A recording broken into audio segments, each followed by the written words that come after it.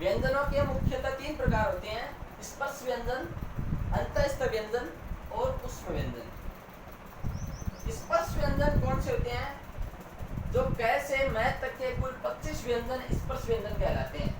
जैसे क से म तक मतलब क वर्ग में क, ख, ग, घ, ढ़, च वर्ग में च, छ, ज, झ, ञ, ट वर्ग में ट, ठ, ड, ढ, ण, ट वर्ग में त, थ, द, ध, न, प वर्ग में प, फ, ब, भ, म।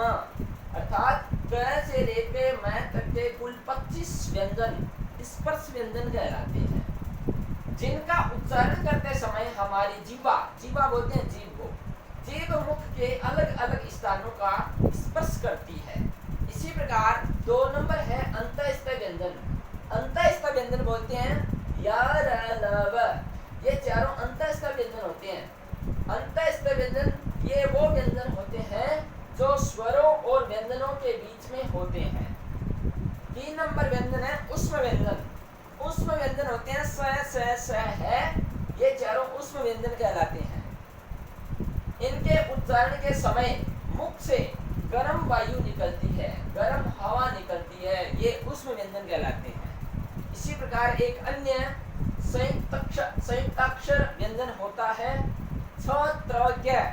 जैसे छ, क और स को मिलाने से छ बनता है, उसी प्रकार त्र, त और र को मिलाने से त्र संयुक्त अक्षर व्यंजन बनता है। उसी प्रकार ज और य को मिलाने से ज्ञ संयुक्त अक्षर व्यंजन बनता है। अयोगवा है ऐसे वर्ण या चिन्ह हैं जिनका पाठ सामान्य वर्णमाला में नहीं होता है, फिर भी लेखन में काम आते हैं, लिखने के काम आते हैं, वे अयोगवा है कहलाते हैं। सामान्यतः अयोगवा है अनुस्वार, विसर्ग, अर्ध विसर्ग और यम माने गए हैं। 1 नंबर है अनुस्वार। ए के ऊपर अनुस्वार लगा हुआ है अंगः, अर्थात ए अक्षर के ऊपर स्थित यह चिन्ह अनुस्वार कहलाता है। उसी प्रकार 2 नंबर है विसर्ग। ए के आगे विसर्ग का जो चिन्ह है, अर्थात एक के बाद स्थित यह चिन्ह विसर्ग कहलाता है। उसी प्रकार 3 नंबर है अर्ध विसर्ग। अर्ध विसर्ग का मतलब होता है विसर्ग का आधार स्वरूप अर्ध विसर्ग कहलाता है। अर्ध विसर्ग 2 प्रकार के होते हैं। पहला है जीवा मूल्य, जो क एवं ख से पहले विद्यमान अर्ध विसर्ग यानी आधा विसर्ग जीवा मूल्य होता है।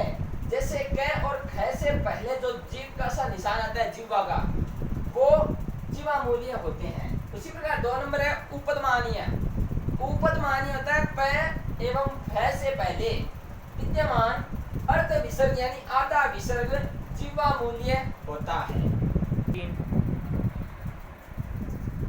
चौथा है यम वर्ण। यम वर्ण क्या होता है?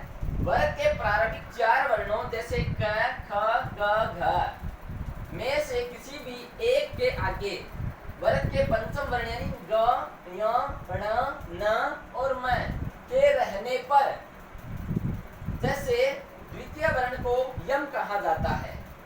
जैसे पलिककनी।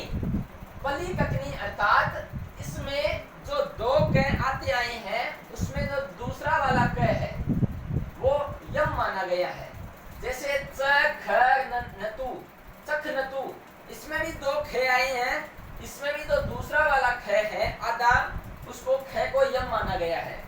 इसी प्रकार कुल वर्ण पाणिनीय शिक्षा के अनुसार कुल वर्ण 63/64 माने गए हैं। इसमें कुल 21 या 22 स्वर होते हैं और 42 शेष वर्ण माने गए हैं। स्वर 21 या 22 अर्थात ए, ई, उ और री। ह्रस्व, दीर्घ और प्लुत यानी 4x3 बराबर 12 वर्ण माने जाते हैं। इसमें लृ का भेद नहीं होता। लृ प्लुत अथवा ह्रस्व और प्लुत, लृ का प्लुत माना गया है तब इसमें 1 माना जाता है। अगर ह्रस्व और मानते हैं लृ में तो 2 भी मान सकते हैं। ए, ओ, ए, औ केवल दीर्घ और 4x2 अर्थात 12 8 माने जाते हैं। इसी प्रकार 8 वर्ण होते हैं अयोगवाय। अयोगवाय 8 कौन कौन से होते हैं? जैसे अनुस्वार 1 माना गया है, विसर्ग 1, अर्ध विसर्ग 2 और यम वर्ण 4। तो इन टोटल इनकी संख्या हो गई 8, अर्थात अयोगवाय 8 प्रकार के होते हैं। इसी प्रकार ऊष्म वर्ण 4 प्रकार के होते हैं, अंतःस्थ व्यंजन 4 होते हैं और 2 स्पष्टः ळ ये 1 माना गया है। अर्थात इनको स्पर्श वर्णों को कुचुटुतुपु सूत्र के द्वारा भी प्रदर्शित किया गया है, जिसको उदित वर्ण भी कहा जाता है, जो क से लेके म तक माने गए हैं, क वर्ग से म प वर्ग तक। पाणिनि शिक्षा के अनुसार कुल वर्ण 63 अथवा 64 भी माने जाते हैं। यही संस्कृत वर्णमाला